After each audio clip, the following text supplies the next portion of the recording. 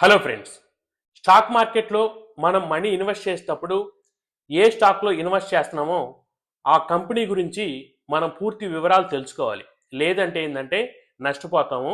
So, అందుకోసం ఏందంటే stock మార్కెట్‌లో లిస్ట్ అయిన కంపెనీలన్నీ కూడా ఏందంటే వాటి రేంజ్‌ని బట్టి 4 టైప్స్‌గా డివైడ్ చేశారు. అంటే ఒకటి లార్జ్ క్యాప్ కంపెనీసు, అంటే పెద్ద పెద్ద కంపెనీసు. తర్వాత ఏందంటే ఇంకొకటి మిడ్ క్యాప్ కంపెనీసు.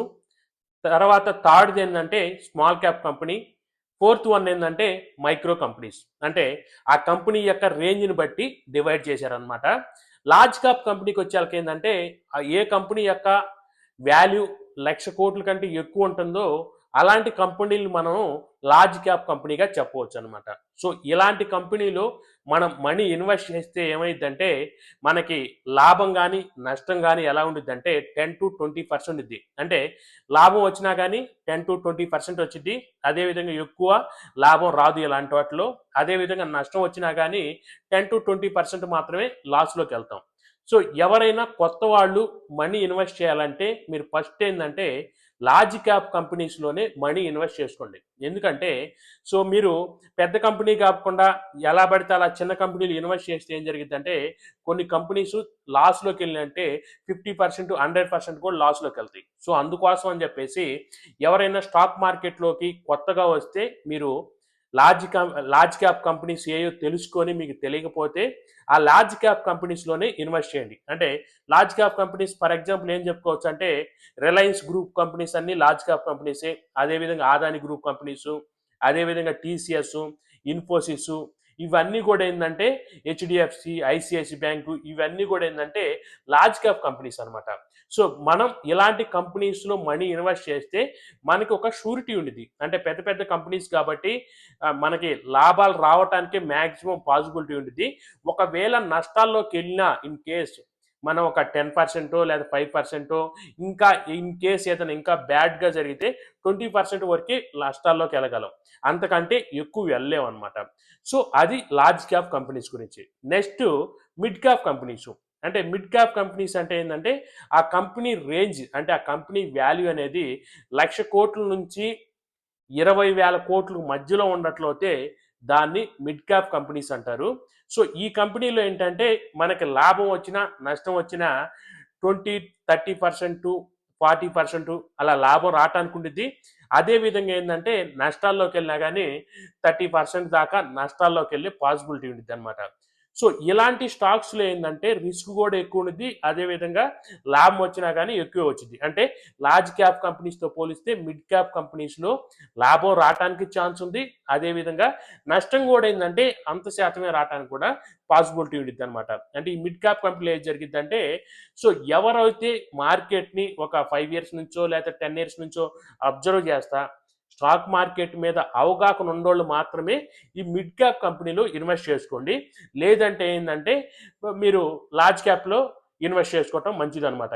ఎందుకంటే మిడ్ క్యాప్ కంపెనీస్ కూడా ఏందంటే చెప్పలేం. ఇప్పుడు లార్జ్ క్యాప్ కంపెనీస్ చూసుకున్నట్లయితే లాభం గాని, నష్టం గాని దాని రేంజ్ ఎలా ఉండిద్దంటే ఒక 20% ఉండిద్ది. మిడ్ క్యాప్ కంపెనీలో ఏందంటే లాభం వచ్చినా గాని 30%, 40% వచ్చిద్ది ఒక ఇయర్‌కొచ్చి. అదే విధంగా నష్టాల్లోకెళ్ళినా గాని 30, 40% నష్టాల్లోకి కూడా ఎళ్ళే పాసిబిలిటీ ఉందనమాట. సో, ఇదనమాట. నేను చెప్పేది ఇది మొత్తం కూడా మాక్సిమం రేంజ్. అంటే లాభం వచ్చినా ఒక 20, 30% రావచ్చు. లేదా నష్టం వచ్చినా గాని 20, 30% పోవచ్చు. అంటే దాని అర్థం ఏందంటే ఒక 5% రావచ్చు, 10% రావచ్చు, 20% రావచ్చనమాట. సో, ఇది మిడ్ క్యాప్ కంపెనీస్ గురించి. అదే విధంగా మనం ఇప్పుడు స్మాల్ క్యాప్ కంపెనీస్‌కొచ్చినట్లయితే ఆ కంపెనీ రేంజ్ ఎలా ఉండిద్దంటే 20,000,00,000 నుంచి 5,000,00,000 దాకా ఉన్నట్లయితే ఆ కంపెనీ వాల్యూ సో, దాన్ని మనము స్మాల్ క్యాప్ కంపెనీస్ అంటాం అనమాట. ఈ స్మాల్ క్యాప్ కంపెనీస్‌లో ఎలా ఉండిద్దంటే రిస్క్ ఎక్కువే ఉండిద్ది. అదే విధంగా లాభం వచ్చినా గానీ అదే విధంగా ఉండిద్దనమాట. ఇట్లా ఏందంటే స్టాక్ పెరిగినా గానీ మనకు ఒక సంవత్సరంలో 50% దాకా కూడా లాభం వచ్చే ఛాన్సెస్ ఉండయి. అదే విధంగా నష్టం వచ్చినా గానీ 50% లోకెళ్ళే ఛాన్సెస్ కూడా ఉండయనమాట. అంటే దీన్ని ఇట్లని నమ్మకూడదనమాట ఇలాంటి స్టాక్స్‌ని. ఎందుకంటే ఎక్కువ ఏందంటే ఇలాంటి స్మాల్ క్యాప్ కంపెనీస్ నష్టాల్లోకెళ్తుంటాయి మాక్సిమం. కొన్ని కొన్ని కంపెనీస్ లాభాల్లోకెళ్తాయి. అవి వెళ్ళినయి కూడా ఎలా ఎళ్తాయంటే మంచి లాభాలు తెచ్చిపెడతాయి. సో, ఇలాంటి కంపెనీసు కొత్తోళ్ళు అసలు ఎవరు ప్రిఫర్ చేయొద్దు. ఎందుకంటే స్మాల్ క్యాప్ కంపెనీస్ ఏందంటే చాలా తక్కువ కంపెనీసే మనకి లాభాలు తెచ్చిపెడతాయి. సో, నెక్స్ట్ పోతే తర్వాత మైక్రో క్యాప్ కంపెనీస్. అంటే మైక్రో క్యాప్ అంటే ఏంటంటే కంపెనీ వాల్యూ 5,000 కోట్స్ కంటే తక్కువ ఉంటే, 5,000 కోట్ల కంటే తక్కువ ఉన్నట్లయితే దాన్ని మైక్రో క్యాప్ కంపెనీస్ అంటారు. సో ఈ మైక్రో క్యాప్లో ఏంటంటే సో దీంట్లో రిస్క్ అనేది చాలా ఎక్కువ ఉండిద్ది అనమాట. అంటే వచ్చినా కానీ ఒక 100% లాభం రావచ్చు, అదేవిధంగా పడినా కానీ 100% నష్టాలకు కూడా వెళ్ళొచ్చు అనమాట. సో ఇలాంటి కంపెనీని మ్యాక్సిమం ప్రిఫర్ చేయొద్దు. ఎందుకంటే ఇలాంటి చిన్న చిన్న కంపెనీలు ఏం చేస్తాయంటే ఒక్కొక్కసారి నష్టాలు కానీ బాగా వచ్చినాయంటే ఆ కంపెనీ ఎత్తేయడానికి కూడా ఛాన్సెస్ ఉంటాయి అనమాట. అంటే ఎత్తేసినా మనం అడగటానికి కూడా ఉండదు. సో వాళ్ళు ఒక 1 ఇయర్ 2 ఇయర్స్ కొన్ని కంపెనీస్ ఏంటంటే అట్లా పాజ్ చేస్తారనమాట. అంటే మార్కెట్ లేకుండా కూడా బయటికి వెళ్ళటం, సో ఇవన్నీ జరుగుతూ ఉంటాయి. సో ఇలా కొత్తోళ్ళు ఎవరైనా సరే ఈ మైక్రో క్యాప్ కంపెనీస్లో మనీ ఇన్వెస్ట్ చేయొద్దు. ఒకవేళ ఇన్వెస్ట్ చేసినా కానీ మీరు లాభాల్లో ఉన్నప్పుడే బయటకు వచ్చేసేయండి. ఎందుకంటే ఇవి ఒక్కసారి పడటం స్టార్ట్ చేసినంటే ఇలాంటి స్టాక్స్ చాలా వరకు వెళ్తాయి అనమాట. అంటే 100% అంటే ఒక స్టాక్ వాల్యూ 100 రూపీస్ ఉన్నప్పుడు మనం పెడితే అది 10 రూపీస్కి 5 రూపీస్కి కూడా వెళ్ళిన రోజులు ఉన్నాయి అనమాట. సో మ్యాక్సిమం మీరు ఎవరైనా స్టాక్ మార్కెట్లో ఇన్వెస్ట్ చేయాలంటే ఫస్ట్ మీరు ఆ కంపెనీ అంటే ఏ రేంజ్ కంపెనీలో మనం ఇన్వెస్ట్ చేస్తున్నామో దాని గురించి మొత్తం రీసెర్చ్ చేసుకోండి. అంటే లార్జ్ క్యాపా, లేకపోతే మిడ్ క్యాపా, స్మాల్ క్యాపా, మైక్రో క్యాపా కంపెనీస్ అని. అంటే ఎట్లా ఉండిద్ది అంటే మనం కొన్ని స్టాక్ చూసినప్పుడు ఈ మిడ్ క్యాప్ లేదా మైక్రో క్యాప్ కంపెనీస్ ఎలా ఉంటాయంటే కొంచెం ఎక్కువ బాగా లాభాలు వచ్చినట్లు కానొస్తాయి అనమాట. కొన్ని స్టాక్స్ 50%, 100% కూడా వచ్చినటువంటి.